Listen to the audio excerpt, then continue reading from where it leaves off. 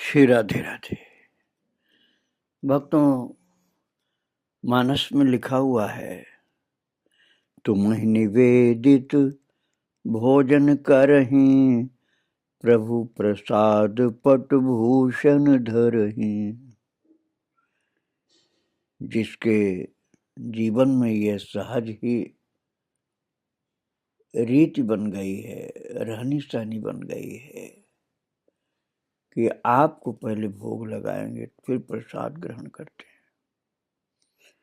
इसी तरह से पट और आभूषण, वस्त्र भूषण भी प्रभु का प्रसाद हो तो ग्रहण करेंगे, नहीं तो नहीं ग्रहण करेंगे। उसके अंदर भगवान लीला करते हैं। श्री वाल्मीकि जी ने कहा था और बिल्कुल ही यही देखने को मिल रहा है गौरांग महाप्रभु के चरित्र में। बहुत ज्यादा वैराग्यवान है माता। कौन? विष्णु प्रिया जी। किंतु जब महाप्रभु के हाथ का प्रसाद मिलता है तो उनको उसे लेना ही पड़ता है। बात यह थी कि राजा प्रताप रुद्र, जो महान भक्त और एक महान राजा भी थे, उन्होंने प्रभु के गणों को नूतन वस्त्र दिए, किंतु प्रभु को क्या दें? वे सन्यासी हैं, कौपीनधारी हैं, उनको वस्त्र की आवश्यकता नहीं। अवश्य प्रभु की मां है, किंतु उनका महाराज जो नाम तो प्रकट है, किंतु विष्णु प्रिया का नाम प्रकट न होने पर भी राजा ने अति प्रेममय होकर सोचा कि यदि प्रभु को वस्त्र का प्रयोजन है तो वो अपनी प्रिया विष्णु प्रिया देवी के निमित्त है, किंतु मैं उनके लिए दूं तो नहीं लेंगे, इसलिए मैं वस्त्र तो प्रभु को ही दूं। तो विष्णु प्रिया को प्रसादी प्रभु के हाथ की मिल जाएगी तो बहुत अच्छा होगा। ऐसे भाव से राजा ने दिया था। श्रीमती पहले न पहनना चाहें, यह संभव था, किंतु जब प्रभु ने भेजी है तो वे अन्य सभी ये समझ जाते हैं कि साड़ी पहनने की प्रभु की आज्ञा है। प्रभु की आज्ञा का उल्लंघन करने का साहस श्रीमती विष्णु प्रिया में नहीं था। तो उन्होंने स्वीकार किया ही। श्री नित्यानंद को पाकर प्रभु पुनः विचार विमर्श करने बैठे। उन्होंने कहा, श्रीपाद, तुम जीवों का उद्धार कार्य छोड़कर यहाँ आकर मुझे दुख देते हो।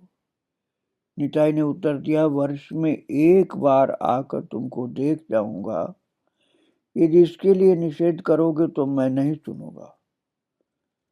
प्रभु को इस प्रकार का उत्तर केवल निताई और स्वरूप ही दे सकते हैं, प्रेम की अधिकता के कारण। भक्तों, प्रभु को निताई को संतुष्ट रखना होगा, क्योंकि वे निताई का वध करेंगे ऐसा उनका संकल्प है। वो वध किस प्रकार का है? प्रभु ने कहा, श्रीपाद, अब मेरी विनती सुनो, तुम सन्यास त्याग कर फिर गृहस्थ बनो, ऐसा कर जीवों को हरिनाम वितरण करो। अब इस प्रकार का वध का तात्पर्य हुआ, अर्थात अपना वो स्वरूप भूल जाओ और गृहस्थ बन जाओ और हरिनाम वितरण करो। तो जो नित्यानंद था वो स्वरूप की जगह निताई बना रहे हैं। ये शरीर का वध नहीं, उनके स्वरूप का वध। निताई पहले तो कुछ समझ नहीं पाए, बाद में जब समझे कि प्रभु उनको विवाह करने के लिए कर रहे, तब उनका समस्त आनंद चला गया। जीव, प्रभु जीवों को जीव बंधु, प्रभु जीवों को भक्ति पथ पर लाकर सुखी करेंगे। जीव मात्र के बंधु है ना वो। अरे जीव दया, इसीलिए तो बोला था, जीव मात्र के बंधु हैं महाप्रभु। ये उनके अवतार का प्रधान उद्देश्य है कि सभी जीवों को सुखी करना। उन्होंने बाध्य होकर संन्यास लिया, गदाधर और स्वरूप ने भी संन्यास लिया है। इसलिए लोगों का ये विश्वास हो गया है कि वैष्णव होने के लिए उदासीन बनना होगा। स्वभावतः लोग गृहस्थ भक्त की अपेक्षा उदासीन भक्त के प्रति अधिक भक्ति रखते हैं, क्योंकि प्रभु स्वयं उदासीन है। इसलिए जो वैष्णव गृहस्थ हैं वे सोचते हैं कि हम वैष्णव संप्रदाय में अति दीन हैं, अतिहीन हैं। कुलीन ग्रामवासी वसु लोग गृहस्थ हैं। वे नित्य प्रभु के पास आकर पूछते हैं कि वे गृहस्थ वैष्णव हैं, उनका क्या कर्तव्य है। प्रभु तरह तरह से समझाते हैं कि वैष्णव धर्म में संसार त्याग का प्रयोजन नहीं है, फिर भी लोग ये नहीं समझते। लोग संसार त्याग नहीं कर सकते, केवल इसी कारण भक्ति धर्म के प्रचार में व्याघात आने लगा। श्री अद्वैत ने 2 विवाह किए। यदि वे भी कहते कि संसार त्याग का प्रयोजन नहीं, तब भी उनके शिष्य इस बात को नहीं समझते, क्योंकि खुद तो 2 विवाह किए, अब कैसे बोले। इस देश के लोगों में गृहस्थ धर्म के प्रति ऐसी घृणा है। प्रभु ने सोचा कि बिना संसार त्याग के भवसागर पार नहीं किया जा सकता। लोगों का ये भ्रम श्री नित्यानंद के विवाह कर लेने से पूरी तरह दूर हो जाएगा। श्री गौरांग ने जो धर्म शिक्षा दी है उसने सभी शास्त्रों का विवाद मिटा दिया। वासुदेव दत्त से प्रभु ने कहा, तुम गृहस्थ हो, संचय करना तुम्हारा कर्तव्य है। श्री गदाधर के गुरु पुंडरीक विद्यानिधि की कथा मैं आपको सुना चुका। तो बाह्य रूप से वे महाभोगी थे। रामानंद राय की महिमा के बारे में तो बहुत बताया है। गौर अवतार के कुल 3.5 पात्र थे, उनमें से एक रामानंद राय है, जबकि वह राजा के अधीन राजा है। बड़े आराम के साथ दास दासी परिवेष्टित होकर वास करते हैं, पालकी में बैठकर भ्रमण करते हैं। श्री गौर अवतार में 64 महंत हुए हैं। उनमें राजा प्रताप रुद्र एक हैं। वे उस समय हिंदू राजाओं में सबसे अधिक प्रतापान्वित थे, प्रताप से भरपूर थे। अपने राज्य की रक्षा के लिए दिन रात मुसलमानों के साथ युद्ध करना पड़ता था उन्हें, और करते थे वो।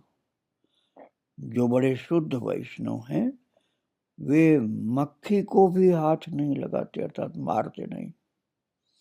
किंतु प्रताप रुद्र प्रतिमास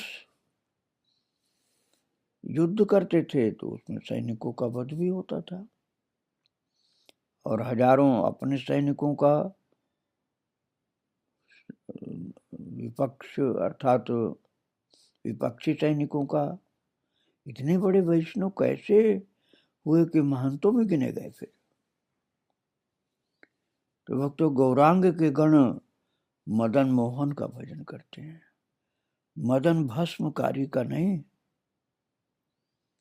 मदन भस्मकारी तो शिव जी हैं। मदन मोहन का भजन करते हैं, जो मदन को मोह लेते हैं, वो कृष्ण। सन्यासियों के राजा, वेदांतिकों के गुरु श्री गौरांग के भक्त प्रकाशानंद सरस्वती अपने अद्भुत ग्रंथ श्री चैतन्य चंद्रामृत में कहते हैं, जिस प्रकार सपेरे सांप का विषदंत निकालकर उसके साथ क्रीड़ा करते हैं, उसी प्रकार गौर भक्त भी अपने इंद्रियों का दमन कर, किंतु प्रेम में दमन नहीं करते, बल्कि वे क्षति न कर सकें इसलिए उनका विषदंत निकालकर उनको अखंड रखते हुए क्रीड़ा करते हैं।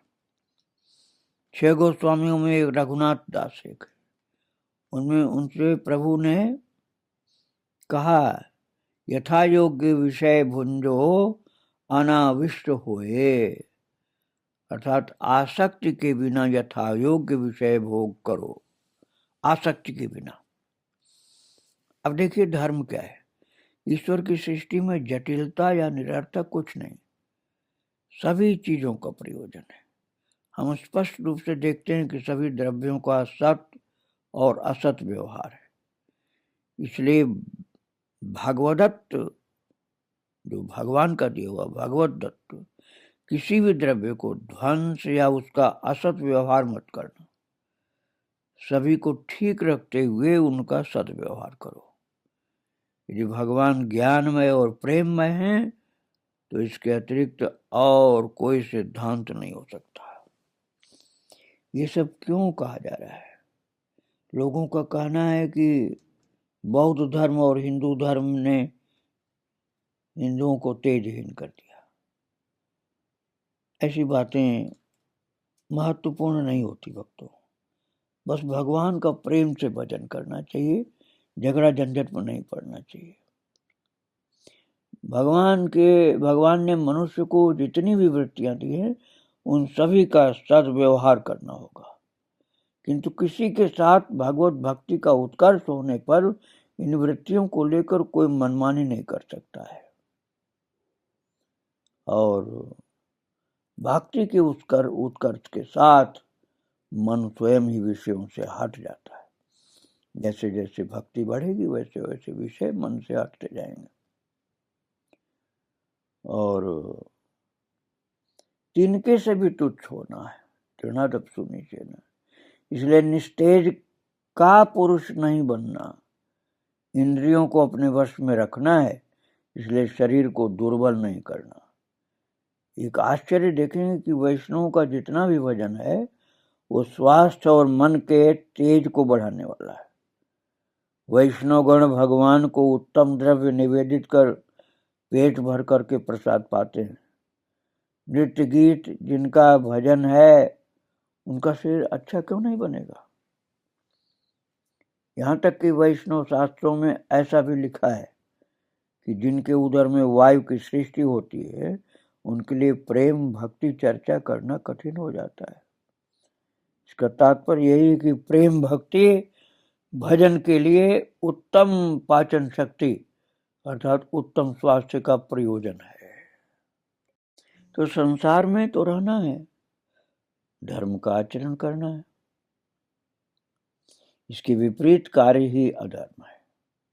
किंतु किसी विशेष उद्देश्य की पूर्ति के लिए तेजस्वी लोग संसार से पृथक रहना चाहते हैं। जिनका कोई बड़ा उद्देश्य है या जो वीर पुरुष हैं, जिनका असुर दमन का संकल्प है, वे कार्य की सिद्धि के लिए, सुविधा के लिए संसार से आबद्ध होकर नहीं रहना चाहते। प्रभु ने भी इसी प्रकार के महत् उद्देश्य साधन के लिए संन्यास आश्रय ग्रहण किया था। श्री निताई से महाप्रभु करें, तुम्हारे मुनि धर्म लिए रहने से जीव अंधे के अंधे ही रहेंगे। तुम गौर देश जाकर संसार करो, ऐसा कर जीवों को धर्म क्या है ये दिखाओ। प्रभु का और एक उद्देश्य था। गुरुकुल की रक्षा दो प्रकार से हो सकती है, गुरुवंश द्वारा और गुरु के शिष्य द्वारा। जो लोग उदासीन हैं वे अपनी गद्दी अपने उदासीन शिष्यों में से किसी एक को चुनकर देते हैं, और जो आचार्य गृहस्थ हैं उनका स्थान उनके औरस पुत्र को प्राप्त होता है। तो प्रभु के मतानुसार गुरुकुल को बनाए रखने के लिए शिष्य की अपेक्षा औरस पुत्र भी होना चाहिए। वहाँ हम लोग देखते भी हैं कि जहाँ शिष्य द्वारा गुरुकुल की रक्षा हुई है वहाँ अंत में बड़े झंझट भी कई बार खड़े हुए महाराज। तो श्री नित्यानंद ने आकर संसार धर्म का आचरण किया, इसलिए गुरुकुल में एक प्रधान शाखा की सृष्टि हुई।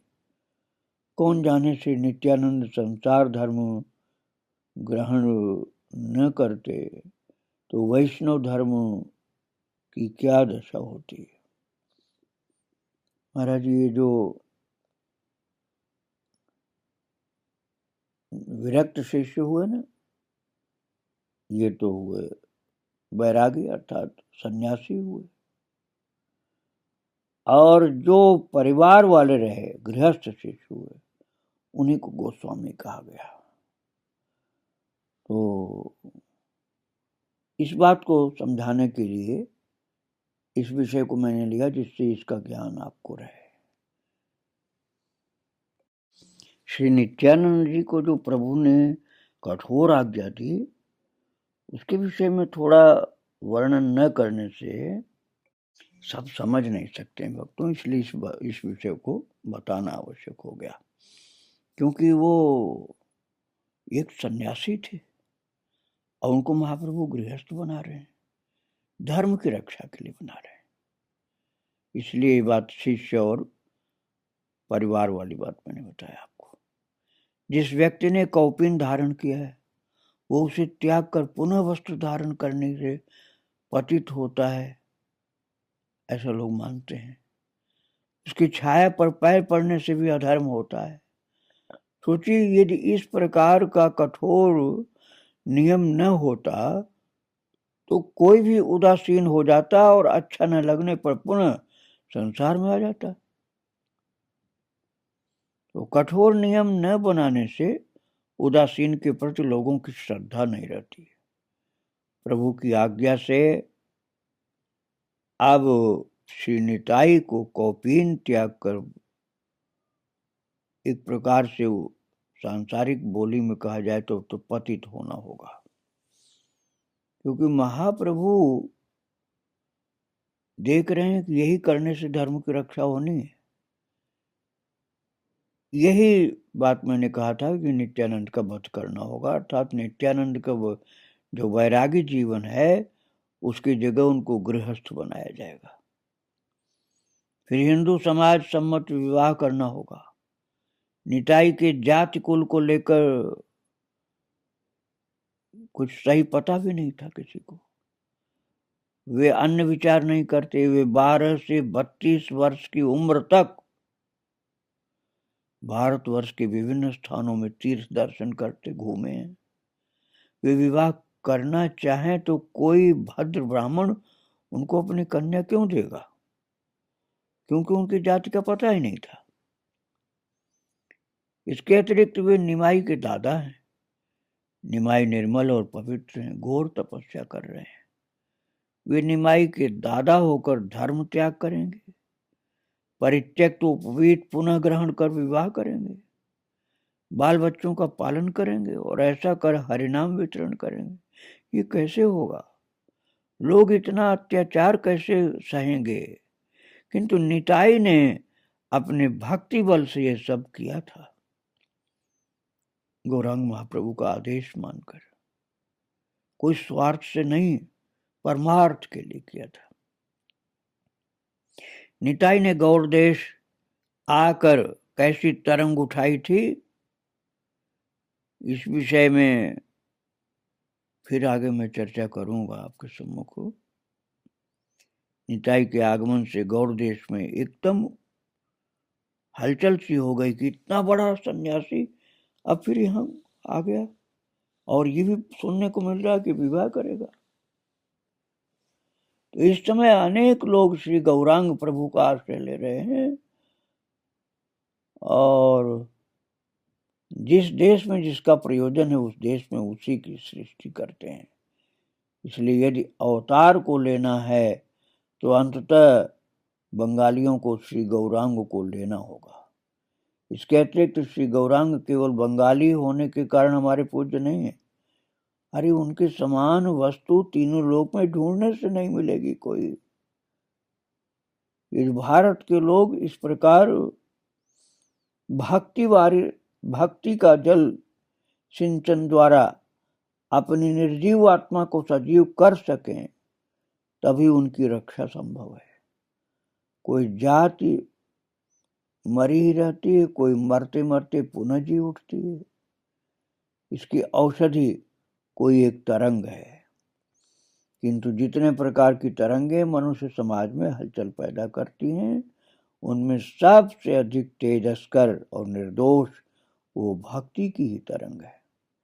इसी भक्ति तरंग द्वारा बहुत से लोगों की सुरक्षा की गई, नहीं तो पता नहीं किस किस प्रकार से विधर्मी हो जाते। भारतवासियों के लिए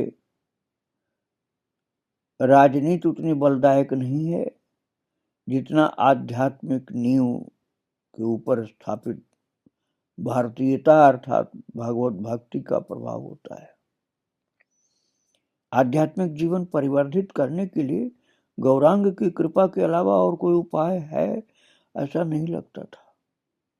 अंततः इसके समान सहज और सरल उपाय और कोई भी हो तो उसको कोई समझ नहीं सकता था, सोच नहीं सकता था। किसी के हृदय में तरंग उठे तो उसे अन्य के हृदय में कुछ मात्रा में जगाया जा सकता है। इसी प्रकार यदि किसी कारण से समाज में तरंग उठ जाए तो उस समाज की कुछ न कुछ उन्नति होती है। इसी तरह कभी कभी धन लाभ के लिए या युद्ध के लिए समाज में तरंग उठा करती है। प्राय इन समस्त तरंगों से समाज की कुछ न कुछ उन्नति होती है। और नवद्वीप में विद्या की तरंग उठी तो उसका चरम फल हुआ भगवान का पूर्ण अवतार। किसी भी प्रकार समाज में तरंग उठने से उसकी गति के अनुसार फल लाभ होता है।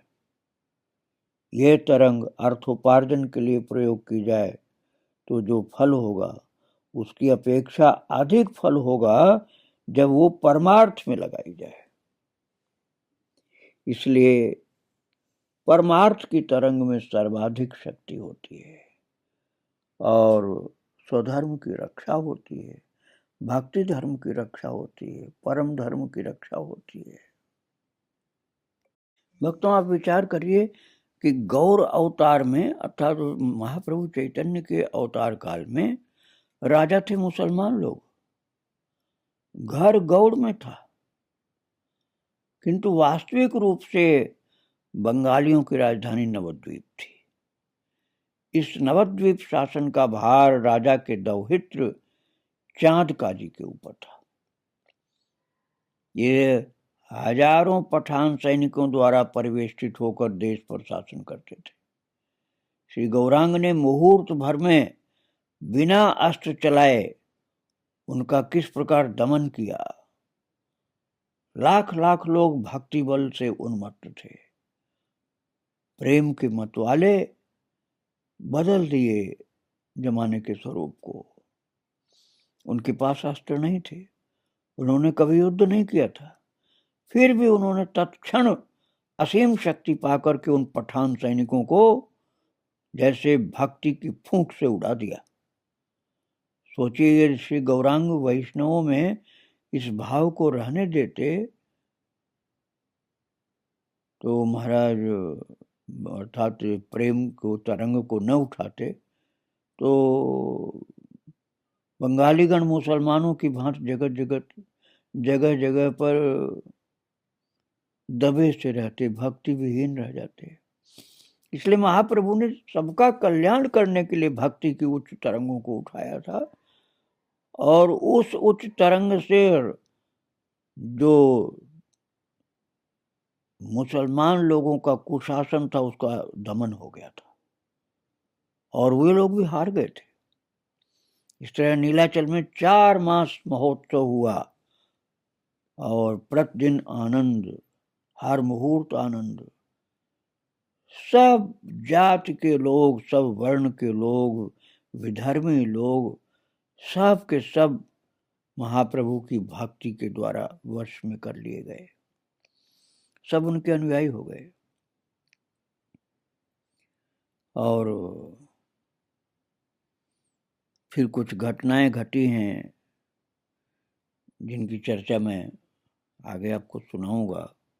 महाप्रभु परमार्थ का कार्य, भक्ति का कार्य, जीव कल्याण का कार्य करने के लिए किस किस प्रकार से कष्ट भी सहते थे, उसकी चर्चा तो मैं कल करूंगा। आज प्रभु को और उनके भक्तों को प्रणाम करके यहीं विराम दे रहा हूं। जय जय श्री राधे श्याम, जय जय श्री सीताराम। वृंदावन विहारी लाल की जय। राधा रानी की जय, गौरांग महाप्रभु की जय। श्री राधे।